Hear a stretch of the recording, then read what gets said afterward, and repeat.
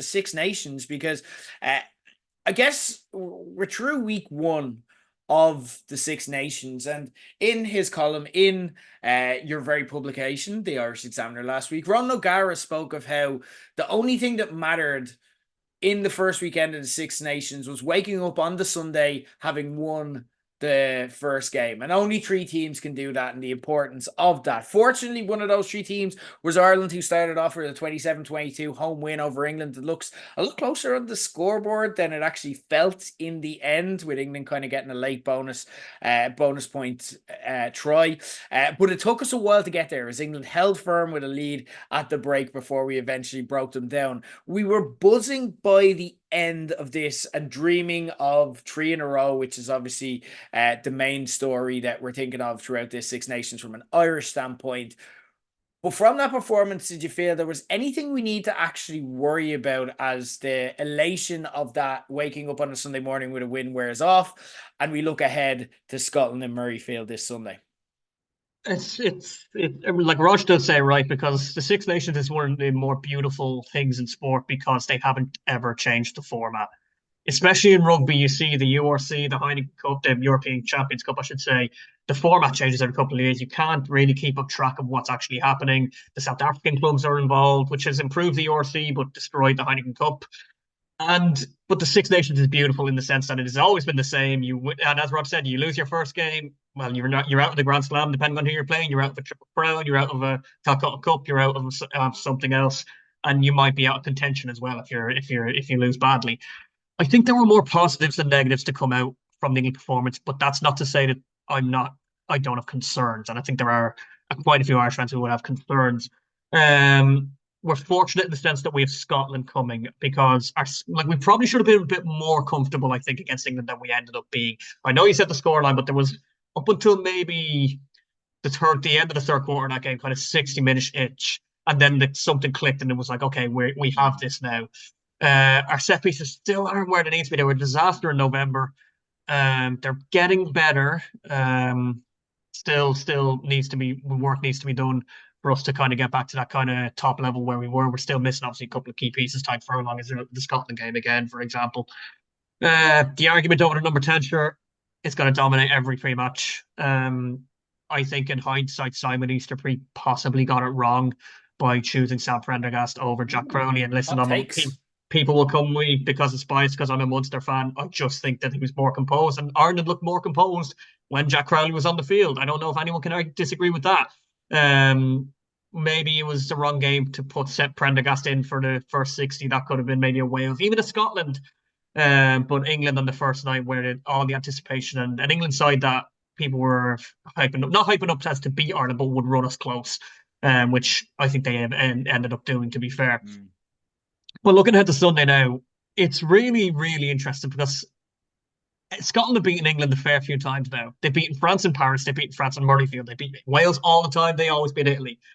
They cannot get a win against Ireland for love nor money. We've become their kind of boogeyman. It's like us against the All Blacks.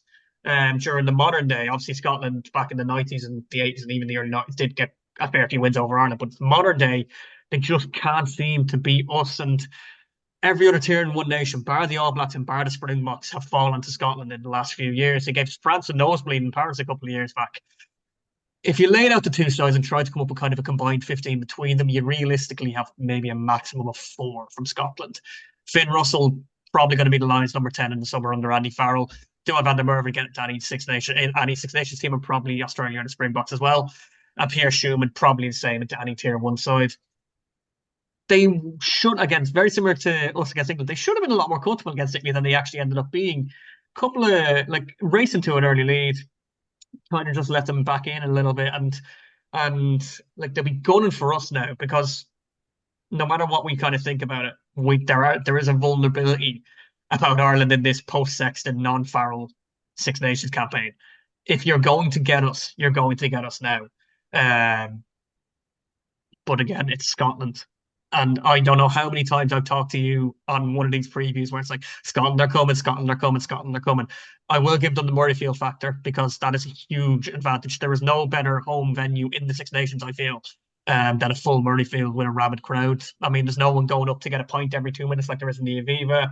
There's not 60,000 in there or 80,000 in there where some might get lost in the shuffle. It's a real close venue. I've been in it a couple of times for matches. Your crowd's right on top of you if you're on the pitch. It's one of the more intriguing ones, as it always is between Scotland and Ireland. It's always some sort of interest, but they haven't beaten us. Mm. One win in the last decade.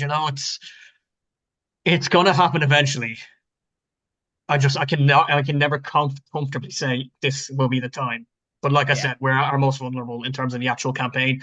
If we'd lost last week, or if it had been a 1 or 2 point win last week, Scotland would have had bullseye on us. But again, I can never comfortably predict Scotland beating us. I can just continue saying they're coming. So Yeah, it's going to it's happen. back the hot hand, and until it happens, it Exactly. makes no sense to back against it. For me, Saturday was an in spite of win, and I think this isn't necessarily a bad thing. I think what makes Ireland stand out in rugby as opposed to other sports is that in football and boxing and cycling and rowing, in these sports that we have periods of success and a kind of a history, we're kind of reliant on stars to come in to make success. Golden generation. We're a golden generation country and we're a small country and that's kind of par for the course. But I think with rugby, what makes us stand out and what makes us love the rugby team so much is we constantly recreate ourselves and improving ourselves just to be a great rugby nation that can withstand, we lose Brian O'Driscoll. We're like, right, this is the end. We've all partied. Then we've got Johnny Sexton. We lose Joe Smith and we're like, right, this is the end.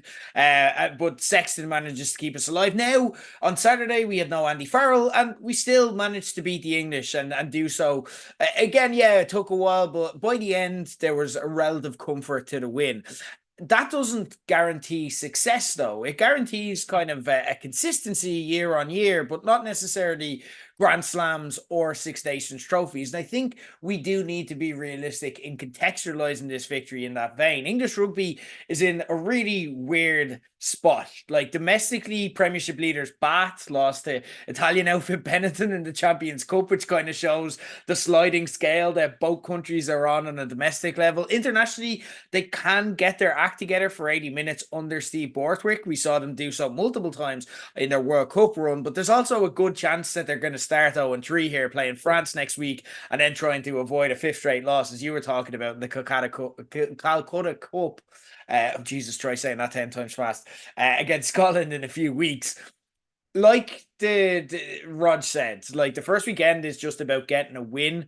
But I think where we look at the result and remember right now the second half performance, I think by the end of it, we may look back at England getting a bonus point from us and leading at the half differently after the France game and maybe even after the Scotland game. We won on Saturday because of sheer resilience, because Bundy Aki broke through the English defense like a bulldozer and then just eventually wearing them down with a constant barrage after barrage of attack. But also what kind of worried me was the underlying things. Like we had a plan A and we just kept doing plan A until it worked and kept working, and England were tired enough to submit to that plan A, but we never really deviated from. There's also some things that, again, they're good things on Saturday, but I don't know if we can rely on them. Like we won every line out, which is great for Saturday. That's amazing. But to me, perfection of that kind will always scream to me future regression towards the mean. We're not going to win every line out against France. We're probably not going to win every line out against Scotland as well. So for me, I think this result will look slightly differently. I'm not as optimistic. I loved it. I just got to the Woolshed to set up for Royal Rumble as Ireland started to kick on. And it was an amazing atmosphere to be around. And it's always great to beat the English. But again, I don't know if it's necessarily, oh, well, everything is as normal, guys. We're doing it again, as it is. Of course, after we're done worrying about Scotland, though, the countdown to worrying about France will begin straight away, and that is going to stress us the fuck out as they looked fucking imperious, as Wales looked absolutely miserable in a 43-0 win to kick off the tournament last Friday. The good news is we played them in the Aviva, but is that the only good news as far as our impending tie with France goes, and should we be afraid? We should have been afraid, very, very afraid, even before the Yeah. demolition of Wales. Because remember how I mentioned Scotland only beating Ireland once in the last, I think, 10 years? Um, Since 2010, France only have won Six Nations title in Mm, 15 years for a yeah. rugby nation like France. It would like again, it was in 2022. People will remember it was a grand slam, and just look at how easy it was for them against Wales. We'll get to Wales in a minute, because they are an absolute mess. Not too dissimilar to England. I'm glad you mentioned the English clubs in Europe because Steve Borthwick is possibly playing for his job or managing for his job here in the Six Nations because the Euro feud is kind of an internal battle between the clubs wanting to get rid of him and the CEOs come out against him, and he's basically he's still in charge for now. It's almost like what is it, a dead man's gambit or something, isn't it? I think is what that is. But yeah, the French win against Wales. The clubs are destroying all in front of them in Europe. Bordeaux, Castres, Toulon, 6 clubs in the last 16 of the European Champions Cup. Antoine Dupont has no Olympics distracting him this year.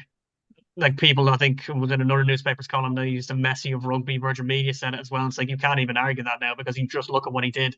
He was so good that France were able to take him off 9 minutes into the second half to rest him because they knew they had England coming up this week. Like Thomas Ramos is on form, and it's a pity Roman Ntamack decided to be a tongue at the very end of that game.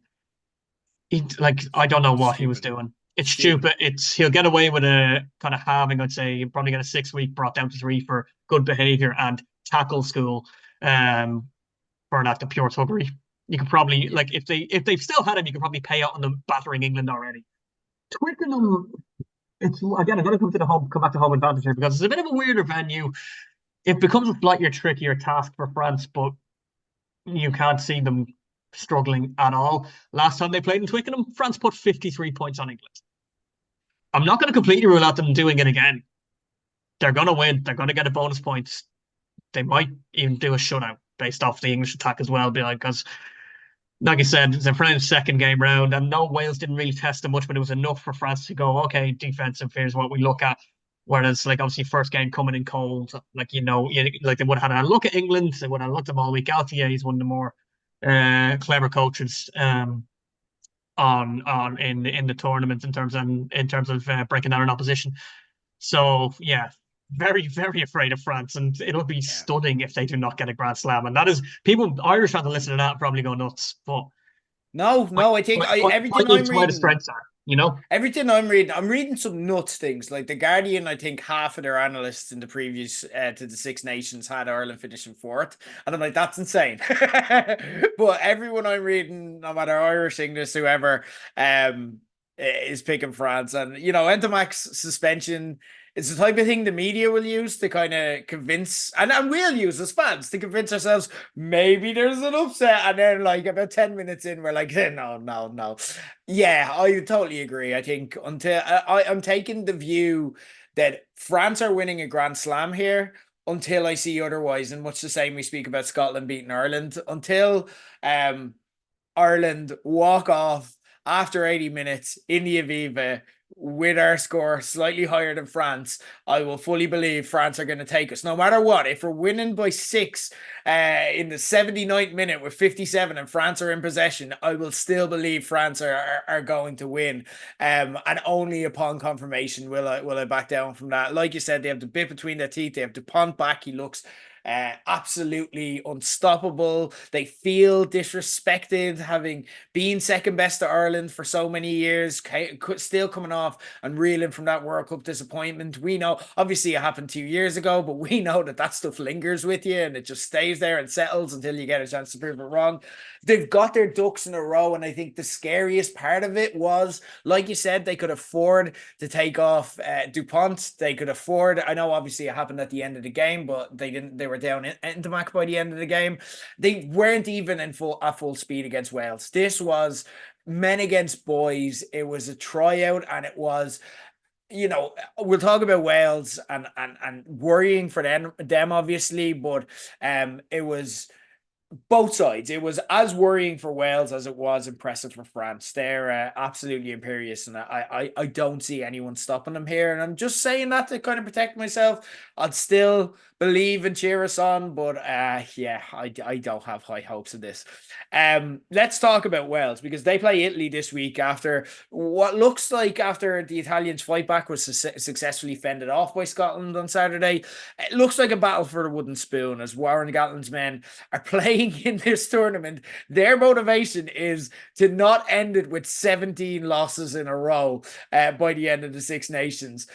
Are we now at the stage where Wales beating Italy is an upset? Is that where Wales are at this stage under and especially for it to happen under Gatland? This is wild. It sounds ridiculous in like when you think about it that Italy didn't win a Six Nations game for 7 seasons in a row until they beat Wales in Cardiff 2 years ago. And look, last year they lost all their games again. So, is it a new Italy? Or sorry, the year before. Last year they went on the road to Paris, got a draw. A lot of teams can't do that in the Six Nations, and then beat Wales again in Cardiff to avoid bottom. So is it an upset if they beat them again? No, because as you mentioned, Wales lost 13 test matches in a row. Warren Gatland is so adamantly stuck to Warren ball. It reminds me of Bielsa over Leeds. And do you know what? It actually reminds me of Mourinho when people were like, oh, Mourinho's coming back and he's going to be all different. He's going to have to have adapted. And it's just sad to watch. It's like, oh, you're not going to change, are you? No, okay, right. So what are we going to do here? Teams are going to learn how to play against you pretty quickly, and they already know if you're the likes of Andy Farrell or Borthwick or Gregor Townsend over Scotland. It's like, oh, we've put up against you before, and this is how you play. Grand, happy days. We'll just beat you again. Italy. Almost at the start of, I'm not going to quite call it a goal generation, but like they've got the Garbisi and Capozzo, that kind of two-man that you're like, you can base your team around them now for the next 5 or 6 years. Like, not that old, getting fair few experienced lads in their kind of early to mid 20s, like are already putting 30 caps on the board. It's a rising tide against a Titanic in Wales, like where it's just they've hit the iceberg, they're going down. There's no real sign of anything to kind of reverse that trend again. WRU, similar to the RFU in England, the WRU, bit of an argument internally. The clubs are rebelling, and it's a nasty enough situation. It's sad, really, because like again, it's kind of like how the Scottish Football League needs a powerful Celtic and Rangers to be relevant and interesting. The Six Nations does need the kind of fourth team to go with England, France, and Ireland, and the kind of teams that might win it or might do damage. Right now, it's like, well, Wales are usually good. They're reliable for that kind of stuff. And listen, Gatland can happily retire as a coach if he wants to, as one of the greatest modern coaches that we've ever seen in rugby. Because look at his record, and including with the Lions, he's done 3 Lions tours and won 2 of them, I think it was, as well as all of his achievements with Wales. But it's just, it's. I can't, again, you talk about can't see Ireland or can't see Scotland beating Ireland until they do, can't see France not winning Grand Slam until they do. I can't see Wales winning any game of rugby, and there's not even enough for me to go, well, they've this positive or this positive or this positive, because where for anyone. So yeah, I'd like some fair play to them if they come out and prove me and pretty much everyone else wrong, including a lot of their own pundits and a lot of their own analysts. But yeah, no, can't Italy likely to avoid the one spoon. Wouldn't put past Italy pull another scalp either before the end of the tournament. Yeah, you wouldn't know. Again, you feel like having lost the Scotland game, that's probably the rest. Like England, could be vulnerable coming in if they do start 0-3 and the heads start to drop and all. But a rising tide against the Titanic is fairly damning but accurate way. For me, this is what I think of when I think of Wales. As I was preparing for the Royal Rumble party on Friday and kind of putting together all the last minute bits. I say the last minute bits. This is the stuff that I think I'll get that done in an hour, and it took me 10 hours. So during all of that, I got an opportunity in the background to watch all of Six Nations Full Contact on Netflix in one sitting. And my main takeaway from that when it comes to Wales is that they are Daniel Ricciardo at this stage. They, in the latter seasons of Drive to Survive, they exist now solely for the purposes of being characters in the reality TV offshoot of the sport, but on the field are in no way relevant. That is what Wales are as far as the Six Nations come up. As soon as Full Contact ends, in the same way that you might be entertained by the Daniel Ricciardo storyline in Drive to Survive before you watch the F1 season, No, I know obviously Ricardo retired last year, but you'd get to the main season and you're just like, right, I can just forget about him now. That was entertaining, but I can just forget about him now. And for Gatland, he almost reminds me of Bill Belichick in his last year of managing with the Patriots, because it's like, you have had such a great career and have nothing to prove to anyone, but actually seeing you coach a team this bad is harming the positive, it's harming your legacy to just see this happen. And for all the achievements he does have with Wales, 17 losses in a row would be hard to forget, but I don't see how it doesn't happen off the back of Friday's performance unless something major changes. And like you say, change isn't one of Warren Gatland's strong points. So scary times to be a Welsh fan. And yeah, again, Italy walking in, it's not even an upset at this stage. Anyway, that's the Six Nations. Exciting times and a lot still to watch for, of course.